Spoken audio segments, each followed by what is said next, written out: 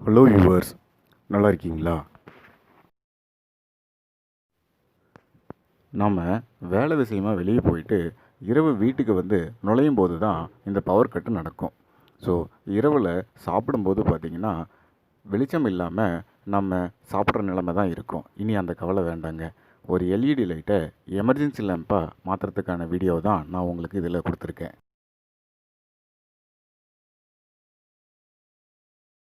தேவையான பொருட்கள்: plastic box, LED strip 2 numbers, 9 volt DC battery, 6 amps சுவிட்ச் 1.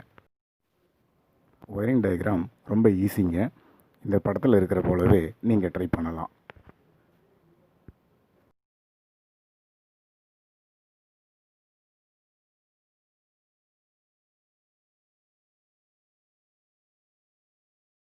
எமர்ஜென்சி லேம்ப் ரொம்ப ஈஸியாக ரெடி பண்ணியாச்சு.